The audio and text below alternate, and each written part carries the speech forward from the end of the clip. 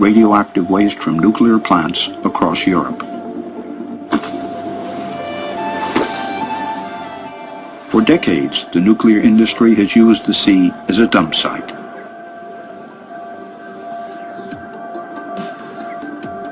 May 1967.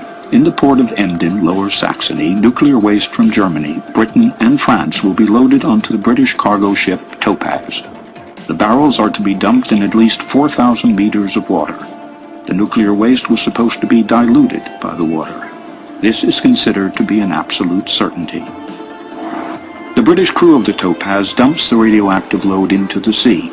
More than 100,000 tons of nuclear waste disappear into the North Atlantic, the Irish Sea, but also into the shallow waters of the English Channel.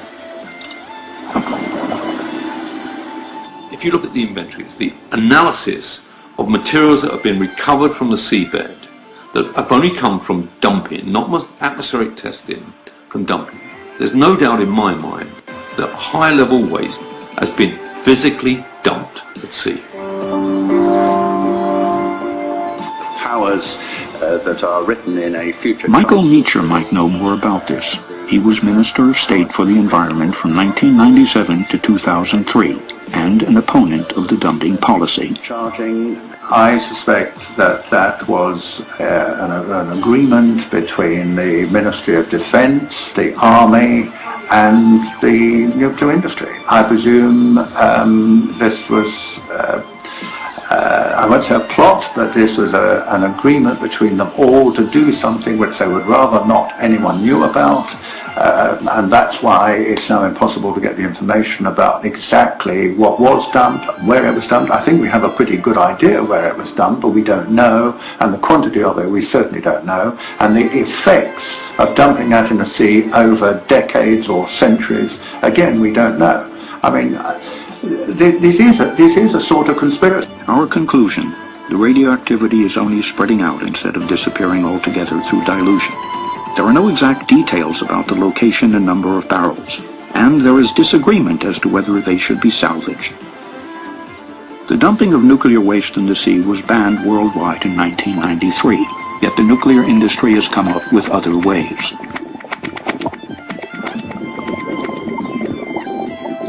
They no longer dump the barrels at sea. They built kilometers of underwater pipes through which the radioactive effluent now flows freely into the sea.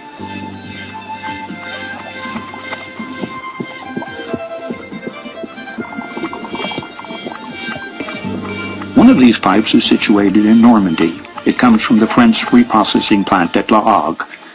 Greenpeace protested here too, underwater.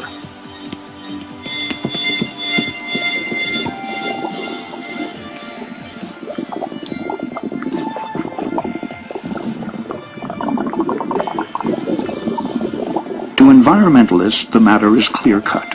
This method of disposal through pipes destroys the environment, just like the dumping of barrels. The advantage for the nuclear industry: no more bad press because of the barrels. For the disposal via waste pipes remains hidden from the public eye, quite literally. LAG is the waste processing plant servicing nuclear waste from all over Europe. Germany's casters rolling into Normandy. It is essential to understand the reality of the world.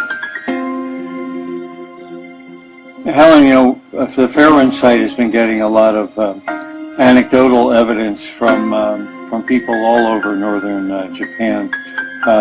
We just got an email just last week of a woman whose two sisters were pregnant, and one child was born deformed and the other two died in the womb. They were pregnant during the accident, and they could tell the metallic taste on their tongues and all that kind of stuff. So I just am concerned that the Japanese government isn't properly accounting for that. You know, that's the same problem that Yablokov had when he was in the Ukraine. Yeah, the Japanese government is really out to lunch, I would say. It's covering up this accident even worse than the Russian government did. I mean, the Russian government didn't admit there'd been a meltdown for about 10 days, and they didn't start studying the victims for about 5 years at all, and denied a lot of evidence, medical evidence about what was happening. But at least they evacuated people almost immediately. The Japanese government has virtually not done that. Children are living now in areas of very high radiation. In fact, Arnie, as you know and you've measured, there are areas of very high radiation in Tokyo per se, and people are living within the apartments with radioactive dust and the like. I've been to Japan and talked to the people, and they're desperate to hear the truth. I mean, even if it's grim, they want to hear the facts about what radiation can do, particularly to their children who are so incredibly vulnerable. And it's really, it takes my breath away. I've never seen anything so really despicable in my 40, 50 years of being a doctor, that people are being ignored in the face of great danger. The nuclear accident forced many people to leave their homes. Some of those people died while they were living in temporary shelters. Government officials in charge of reconstruction say fatigue and stress damaged their health. The officials say 35 displaced residents of Fukushima Prefecture have died. They say all of them had to leave homes in the no-entry zones around the nuclear plant, and they say most were aged in their 60s to 80s.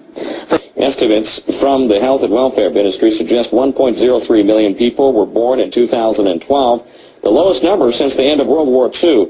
More than 1.24 million died, the second most in post-war era.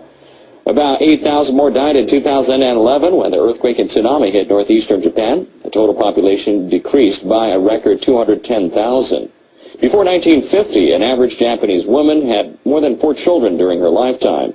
In 2012, that figure stood at 1.39, about the same as it was the year before. The population is expected to continue aging and declining. 150,000 people living around the plant had to evacuate. They're still waiting to hear when they can go home. Some evacuees are suffering from stress-related health problems. Government agencies say about 2,600 people died after moving into temporary shelters or housing. Workers found 9,000 becquerels of cesium-134 per liter of water in an observation well and 18,000 becquerels of cesium-137. The well is located between the number 2 reactor and the ocean. The amounts were about 90 times higher than on Friday. TEPCO officials say they can't explain the sudden jump. They're also unsure how the cesium is affecting the ocean. Workers have detected increasing amounts of radioactive substances in seawater near the plant since May. A sample taken last week contained the highest concentration of radioactive tritium recorded in more than 2 years. Supposedly, governments were invented to make human life easier and safer. But governments always end up enslaving humanity. That which we create to, quote, serve us, ends up ruling us. The U.S. government, by and for the people, now imprisons millions, takes half the national income by force, overregulates, punishes, tortures, slaughters foreigners, invades countries, overthrows governments, imposes 700 imperialistic bases overseas, inflates the currency, and crushes future generations with massive debts. The earliest governments and empires were in fact a ruling class of slave hunters who understood that because human beings could produce more than they consumed, they were worth hunting, capturing, breaking in, and owning. The earliest Egyptian and Chinese empires were in reality human farms, where people were hunted, captured, domesticated, and owned like any other form of livestock. The ruling class, the farmers, kept a large portion of that excess while handing out gifts and payments to the brutalizing class, the police, slave hunters, and general sadists, and the propagandizing class, the priests, intellectuals, and artists. When cows are placed in very confining stalls, they beat their heads against the walls, resulting in injuries and infections. Thus, farmers now give them more room, not because they want to set their cows free, but rather because they want greater productivity and lower costs. The next stop after free range is not freedom. The rise of state capitalism in the 19th century was actually the rise of free-range serfdom. Additional liberties were granted to the human livestock not with the goal of setting them free, but rather with the goal of increasing their productivity. The recent growth of freedom in China, India, and Asia is occurring because the local state farmers have upgraded their livestock management practices. They have recognized that putting the cows in a larger stall provides the rulers more milk and meat. When you look at a map of the world, you are not looking at countries, but farms. You are allowed certain liberties: limited property ownership, movement rights, freedom of association and occupation, not because your government approves of these rights in principle, since it constantly violates them, but rather because free-range livestock is so much cheaper to own and so much more productive. Rulers have also recognized that if they prevent you from fleeing the farm, you will become depressed, inert, and unproductive. A serf is the most productive when he imagines he is free. Thus, your rulers must provide you the illusion of freedom in order to harvest you most effectively. Thus, you are allowed to leave, but never to real freedom, only to another farm. They will prevent you from taking a lot of money. They will bury you in endless paperwork. They will restrict your right to work, but you are, quote, free to leave. Due to these difficulties, very few people do leave, but the illusion of mobility is maintained. If only 1 out of 1,000 cows escapes, but the illusion of escaping significantly raises the productivity of the remaining 999, it remains a net gain for the farmer. Wide eyes gaze toward the sky. A Geiger counter on the figure's chest reads 0, a metaphor for a nuclear-free world. The people of Fukushima have gone through some hard times, but now stands a gigantic symbol of hope in Fukushima Airport to encourage them on. Sunchild stands more than 6 meters tall. You can tell Sunchild is determined to move forward despite being hurt. It's looking to the future. I can tell it's full of hope. To further create the illusion of freedom, in certain farms, the livestock are allowed to choose between a few farmers that the investors present. At best, they are given minor choices in how they are managed. They are never given the choice to shut down the farm and be truly free. And a CT scan can be a life-saving medical tool that can provide an early diagnosis of disease. But it can also cause another unintentional effect, radiation overdose.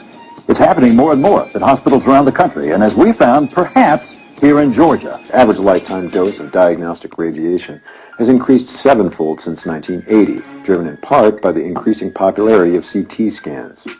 Such scans can deliver the radiation equivalent of 400 chest x-rays. An estimated 70 million CT scans are performed in the United States every year, up from 3 million in the early 1980s. Researchers estimate as many as 14,000 people may die every year of radiation-induced cancers as a result.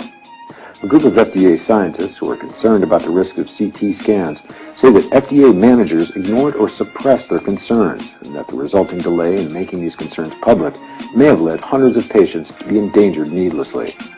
Scores of internal agency documents show that agency managers sought to approve an application by General Electric to allow the use of CT scans for colon cancer screenings over the repeated objections of agency scientists who wanted the application rejected.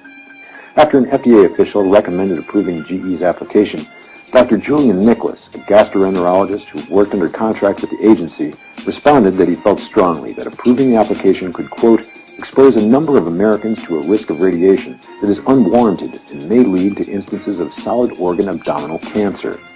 But the concerns expressed by Nicholas and his colleagues were ignored. Nicholas said, quote, I was first ignored, then pressured to change my scientific opinion. And when I refused to do that, I was intimidated and ultimately terminated. I equate nuclear the same way I equate mustard gas or chemical weapons. Just because we have them, we don't use them. We used those in 1916, and we freaking put those back away. They should never be out. Just like nuclear should never out. Oh yeah, we have a plan for the spent fuel. Spent fuel, we have no plan. It's everywhere. And this is thousands of times Chernobyl. Chernobyl was entombed after how many days? By 580,000 men. Of course, that whole cover-up by the EIA, it just shows you the power that the nuclear industry has in the oncology world. The money. The sums of money they have because they fall into the mantra of the United States Pentagon, of the nuclear weapons, of the EIA. This is the most powerful machine in human history. Their fingers are in everywhere. They control and own the media. And then we have what we call the lazy media. Black and yellow journalism, as I've termed it. That's my term, black and yellow journalism. Look, for RT, who they've done some pretty good work, they come out and read, oh, one of the Fukushima 50s has passed away and his cancer was not related to all cancer is nuclear fallout. It is directly 100% correlated. 58 years old, you die of second. Oh yeah, that's normal. No, it's not normal. As you work for the nuclear industry, anybody who works for the nuclear industry, they really own you. I guess they really own you. Think about the press releases that is being regurgitated by the Huffington Post, by the New York Times, by every single media outlet in the world has reposted this. When someone dies, I'll tell you what, if I was to die, it surely wouldn't be my employer making the statement and releasing the statement. Wouldn't you think? Now I can see it's celebrity, the publicist, or a family spokesman. You know, wouldn't it be the family? The statement released on his death is released by TEPCO. I mean, really? Really? This is the arrogance of the sickening, grotesque nuclear monster, the lying, mass-murdering machine. Even in death, they own you. As they release it, and the media accepts this. The media would not accept this in any other industry. The media would be outraged, would go crazy if this was any other industry. And he's so blatant in your face, as he's reporting himself that this was killing. And he thought that would take 5 years, it only took 2 years. No, but you're going to believe TEPCO, the greatest liars in the freaking history of mankind. Chernobyl has killed millions. Until we accept that these policies failed, until we accept that nuclear was a giant failure and it is annihilating us, until we can come out of denial and accept that these policies have failed, what's going to happen? It gets worse and worse and worse and worse. That's where we're at. Fukushima, my estimates, my work, I estimate it's killed right around 200,000 people in North America right now, and it's going to kill millions. What are they talking about? Zero? Zero. Kool-Aid. Keep drinking right to your grave as your loved ones, as you don't even care about your loved ones.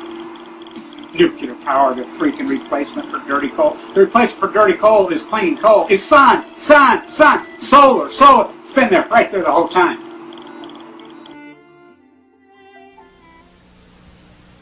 Hello, I'm Bobby Lee, and this is the Bobby Lee Show. And today we have with us a very special guest. His name is Eustace Mullins. We have this book that Eustace Mullins wrote. It's called Murder by Injection, the story of the American medical conspiracy against America, against you and I. So it's Murder by Injection. Eustace Mullins, we're happy to have you with us today. Tell us a little bit about how did you come to write this book, Murder by Injection? Well, I had been working for almost a half a century on the various monopolies, the legal monopoly, the banking monopoly, the secret government monopoly of the world. And I realized that all of these monopolies interacted, and about the same group of elitists, the world order people, were in each one. But I had not paid much attention to the medical profession. I thought, well, these are doctors who are curing people. They work in the hospital long hours, you know, and they're probably a public asset. And I thought that simply because I hadn't had any contact with them, fortunately for me. And other people who have had contact with them had a different view. Either they were furious, or they were disgusted, or they were dead. And so this was the status of the people who employed the medical profession in the United States, the average American citizen. And the doctors, during this period, as part of the drug trust and the medical monopoly, had various instruments furnished to them by the other monopolies. For instance, the oil monopoly of John D. Rockefeller at Standard Oil had gone into the petrochemical business, and through extensive research they had developed certain medications which they called wonder drugs, and the public, as they took these drugs, they would wonder what was going to happen to them. That's why they were wonder drugs. Others were called miracle drugs. They were called miracle drugs because if you took them and you survived, it was really a miracle. So this was the contribution of the monopolists to the medical monopoly. And the only thing that these drugs had in common was that they were enormously expensive. Now, in contrast, most of nature's remedies are enormously inexpensive. They're available, they're abundant, they're cheap, which means that the medical monopoly did not want you to use any of these medications. They wanted the greatest achievement of the modern drug trust was the invention of the $1,000 pill. They have now they have one pill which costs $1,000, which you use in cancer and various things. And nature, unfortunately, has never learned how to make a $1,000 pill. So obviously, nature is no good as far as the medical monopoly is concerned. Well, tell us a little bit, just before we get into that also, there's a difference between homeopathic medicine and allopathic, and that's part of what we're discussing also. Tell us a little bit about that, if you would, Eustace Mullins. Well, what you're talking about is a historic situation. In the 19th century, most Americans thrived on what is called homeopathic medicine, which is mostly naturopathic remedies available through nature in abundance at low cost. Well, the medical monopoly, which was formed in 1847 as the American Medical Association, they didn't like this. They thought, how are doctors going to get rich, and how are we going to control the people through the medical monopoly when they can go to these homeopathic people and get these remedies at very low cost? So the first plank of the AMA was, we will never allow any homeopathic physician to become a member of the AMA, and they never have. So, but the AMA was still in a minority. So around the turn of the century, John D. Rockefeller realized there were great potentialities of profit in the medical industry, and so he took over the medical profession. Now you say, how could anybody take over the medical profession? Well, first you have to have a lot of money, and second you have a lot of power. Well, he had both, and he did. So he revamped the entire medical system of treatment of the people of the United States, which had been homeopathic. He switched it over to allopathic medicine, which is a different type of practice, originating in Germany. And the great attraction of allopathic medicine is it relies on radical surgery. I mean, if you can't cure it, cut it off. And the heavy use of drugs, because when you're having your limbs cut off, you need a lot of drugs because it's very disturbing, and lengthy hospital stays, none of which are features of homeopathic medicine. It's entirely the reverse. So by taking over the medical industry in 1910, through studies which he made through the Carnegie Foundation, John D. Rockefeller emerged as the kingpin of the medical monopoly in the United States. And he now presided over an allopathic system of medicine controlled through every legislature by accreditation of hospitals, control of physicians, control of medications, and which is essentially what we have today. So from 1910, when this change was effected, right to the present day, the cost of health care has multiplied astronomically in the United States to the point where it is no longer available to most American citizens. So how did they counteract this? When they got us to the point where the average working man could not afford hospital care or the allopathic system of treatment, they set up an insurance industry, medical insurance. And through this, they were able to spread out the costs among everybody. And health insurance today is simply another tax on the American people. In fact, it functions through the Social Security system as a tax on the recipients of Social Security. They say, well, now that you've reached your senior citizen stamp, you have Social Security coming in, so then they jerk back a good portion of it as Medicare costs, which they raise every year. And so eventually, probably, Social Security and Medicare will be equal, so you'll get a check every month, which will be 000. They say, well, here's your Social Security check, but we've deducted your Medicare costs, and so now you get zero. And it's funneled into the Rockefeller-style monopoly, whoever is involved in it. Oh, all of the money from the health industry goes into the medical monopoly and the drug trust.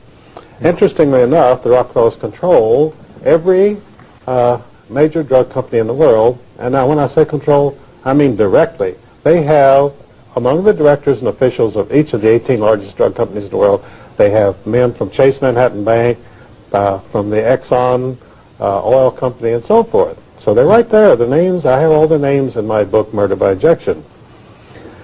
And with this kind of control and the monopoly, they have been jacking up the health costs on the American people monthly, not yearly, but monthly.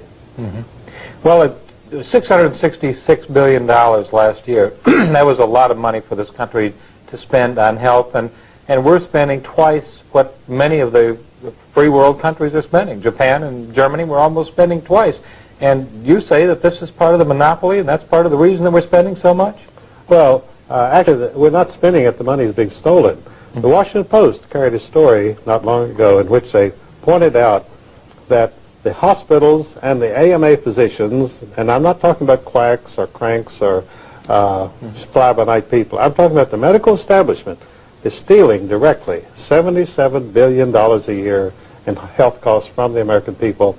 And does the Washington Post offer any solution to this? No, they say by 1995, the amount of theft will be more than $100 billion a year, stolen directly, plus all the other money that they get.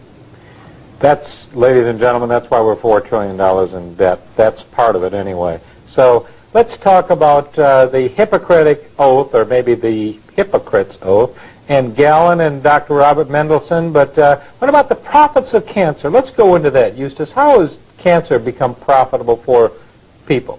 Well, you see, the medical industry, just like any other industry, they go for the big-ticket item, and cancer is a big-ticket item. I think the average cost of treating cancer, plus all the other money that they get. That's, ladies and gentlemen, that's why we're $4 trillion in debt. That's part of it anyway. So let's talk about the Hippocratic Oath, or maybe the Hypocrite's Oath, and Galen and Dr. Robert Mendelsohn. But what about the profits of cancer? Let's go into that, Eustace. How has cancer become profitable for people?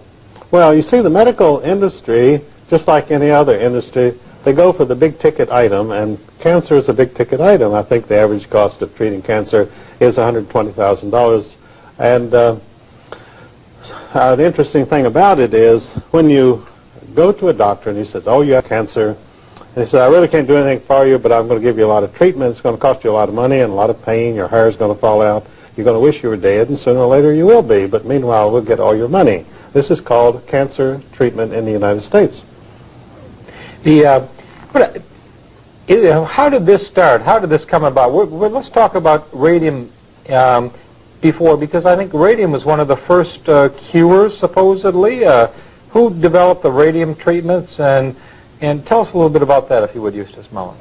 Well, you know, there's a Frankenstein, Dr. Frankenstein aspect to modern medicine, where you have all of these mysterious machines throwing out various beams of light and radiation and so forth. And the person who's doing this, of course, is hopelessly insane. And when you go into modern treatment, you pretty much find that you're in a Frankenstein environment. And you have to be pretty much insane to well, participate. You wish you were insane, because if you're still conscious, it's pretty hard to endure what they put you through. And so modern cancer treatment originated with a doctor from South Carolina named Sims. And Dr. Sims apparently was just a common run-of-the-mill sadist.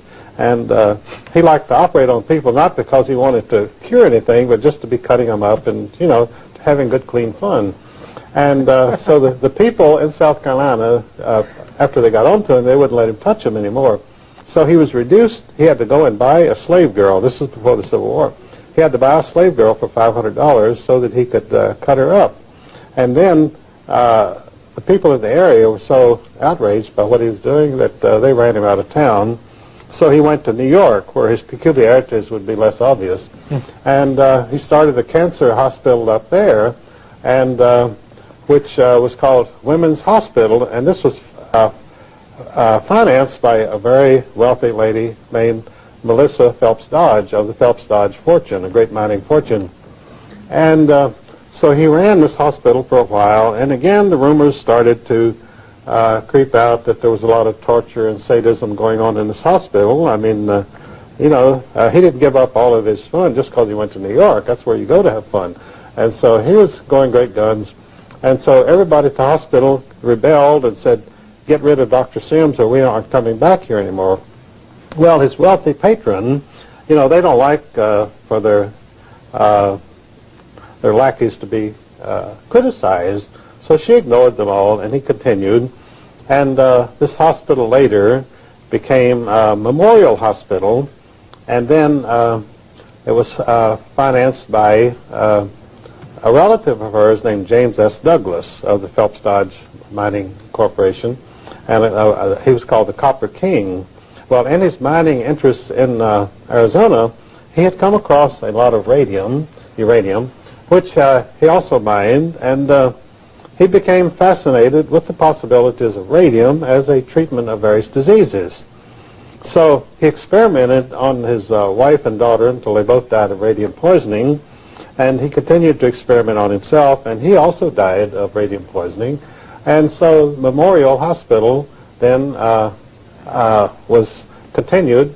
The fact that all these people had died didn't discourage the doctors at all. I mean, the fact that the treatment kills you never has discouraged any doctor yet. And in fact, they say, well, he got a lot of relief, didn't he? And so then it became from Memorial Hospital, the name changed to Sloan Kettering after the great two automobile manufacturers, Alfred P. Sloan of General Motors and Charles Kettering, who invented the battery and the electrical system of the automobile. And their fortune was funneled into this Memorial Sloan Kettering Hospital, which became the center of cancer treatment of the entire world. I call it the Cancer Mausoleum there in New York City. And it looks like an old Egyptian mausoleum. So even though it had the names of Sloan Kettering on it, it was taken over entirely by the Rockefellers. Lawrence Rockefeller's on the board, and various of their people from Chase Manhattan Bank. When you read, and I have the list of directors of Sloan Kettering in my book, each one of them has a direct Rockefeller connection. All the cancer treatment in the United States stems from the work done at Sloan Kettering. And it's still principally based on radiation and on chemotherapy and radical surgery. And in fact, they had one treatment there which consisted of chopping the whole lower part of the body off on the theory that that would stop cancer. Well, everyone they tried this treatment on died, so even to stop cancer, right? Well, they say the operation was successful, but the patient died. That's modern medicine. And like I say, you lose a few and you win a few. Anyway, Sloan Kettering is the great cancer hospital, and the fact that it goes back to this lunatic named Dr. Sims doesn't bother them one bit. So tell us a little bit about the difference today. What is chemotherapy, and can chemotherapy be helpful under certain circumstances? Well, the theory behind all cancer treatment of the medical monopoly and the drug trust is that you destroy the offending cell. A cancer cell is a cell which supposedly has run amok and begins to grow wildly throughout the body, and it shuts off normal cells and kills them, and that's how you die of cancer.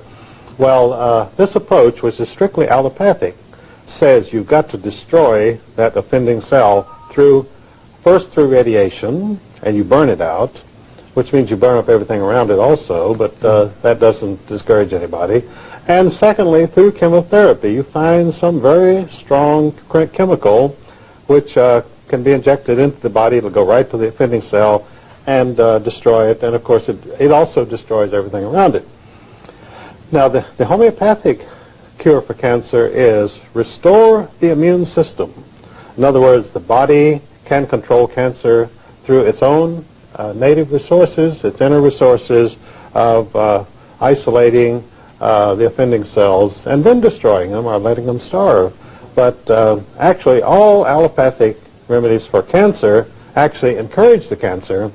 For instance, they always make exploratory surgery. Well, in cancer, once you cut anywhere in the flesh, the cancer will go throughout the entire body. The cancer cells just say, boy, what an opportunity. We can go everywhere now through this surgery, and so they do. So that's why they say in cancer treatment, oh, they opened him up and looked at him and said it's hopeless and sewed him back up. And that's exactly what happens, because once you cut into a cancer patient, he's gone anyway.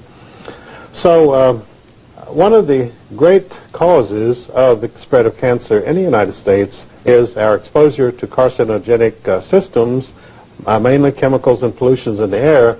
So the allopathic system, the Rockefeller system of controlling cancer, once you have introduced carcinogenic substances into the system and you begin to have cancer, then their solution is to introduce even more carcinogenic substances into the system, which they call chemotherapy. And of course the patients die there too. And the great illustration of the success of chemotherapy was a very famous Senator, Hubert Humphrey, who had been vice president, and he developed bladder cancer. And so they treated him for about a year and a half, and they said, what a great success it is that we're having with Senator Humphrey with chemotherapy.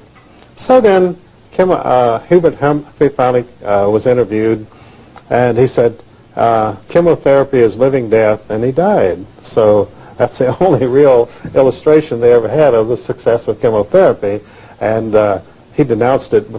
He had breath enough to denounce it before he died, because he had really been through misery like no human being should ever be subjected to. But not only do you have carcinogenic substances and pollution, but you also, a lot of the spread of cancer is due to the fluoridation of the water in our public supplies, which of course was done through the Chase Manhattan Bank and the Alco Aluminum Trust. And not many Americans realize that the water systems of our major cities were fluoridated in the 1950s because the head of the public fluoridated water, not because it helps your children's teeth, but because a federal official took a $775,000 bribe. This is the way things are done in Washington. Medicine is big business, right? Medicine is big business, and it pays well if you're in the right position at the right time. So Oscar Ewing took his bribe. He went to Chapel Hill, North Carolina, and he developed one of the biggest office complexes in the South, which is now filled with government offices since he was head of the Democratic National Commission. It's called the Triangle Research Corporation, and it made him and his family wealthy beyond their wildest dreams. That $775,000 was parlayed into a $50 million research center, owned entirely by the recipient of this bribe. So he got the research center, and we got the fluoridation. And the fluoridated water, one of the effects of this on the human system is it damages the immune system. In other words, your immune system, if you have been drinking fluoridated water over a period of time, 2 years or 10 years or so what, it loses its effectiveness. So it's no longer able to combat illnesses, particularly pernicious diseases and ailments like cancer. And AIDS also stems directly from the fluoridated water. Most of your AIDS victims came from large cities which had been the first to fluoridate their water.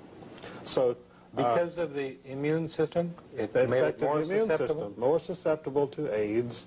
Now the AIDS virus supposedly attacks the immune system, but the immune system has already been under attack for a long time from the person who's been drinking fluoridated water. So really what has happened when you get HIV virus is that it attacks an already weakened immune system. And so this is the real explanation of AIDS, and not because a little green monkey supposedly got together with a woman in the heart of Africa in some village, and suddenly everybody came down with AIDS all over the world.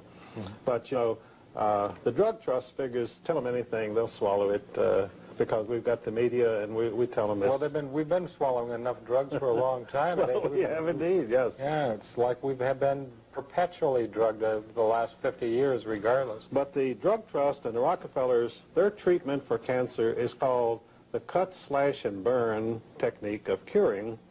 And of course, it's sure death. It's a slow death. I mean, it's like the old Indians, you know, when they would capture you on the frontier in the early days of this country, and they would stake you out and torture you for 4 or 5 days, or as long as you could last. Well, the doctors do the same thing when they diagnose cancer. That means you're in for a really long period of torture until you finally succumb. What about the Cancer Society itself? I mean, people give a lot of money to the Cancer Society. Is that beneficial for them to do so? Well, they have these annual cancer drives in which the people in all the small towns of America are forced to go out and collect money for the American Cancer Society, and I describe that as the little people collecting money for the big rich. Mm-hmm. American Cancer Society is a big rich organization, and if you remember that it was founded at the Union League Club in New York City, the wealthiest club in New York, by John D. Rockefeller Jr. See, John D. Rockefeller Jr. was a great philanthropist, and he said, we're going to do something about cancer, so I am founding and I'm putting up the money for the American Cancer Society. See, the Rockefeller family has had a long-term commitment to cancer. See, the founder of the dynasty, old John D.'s father, William Rockefeller, was a carnival sideshow barker who sold bottles of mineral oil for $5 a piece, and he advertised himself as the great cancer specialist.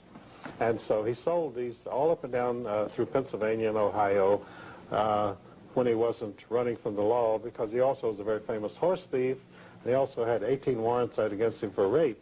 So just a very colorful character. And so John D. Rockefeller, his son, was just the opposite, because he was so horrified by his father's escapades, that he led a very bourgeois life, very quiet, very good family life, and devoted himself to making money. But he found out that at least his father had one asset, and that was that making money through cancer cures was a surefire thing. So the Rockefeller family today is the dynasty which is behind all the cancer treatment in the United States through the Sloan Kettering Cancer Mausoleum of New York City. Well, what would you do, Eustace, if one of your very, very close relatives or friends had cancer? Would you just, where do you go? Do you go to the hospital? Do you have a checkup, or do you eat apricot juice, or what? Well, I have a relative who has cancer, has had it for 5 years. And unfortunately, he went the whole route. First he had 25 radiation treatments, then he had 34 chemotherapy treatments, and you know, and the cancer spread to his bones, because none of these things do anything to stop the cancer. It causes you a lot of misery, but it doesn't really affect the cancer. So he's had quite a difficult time of it.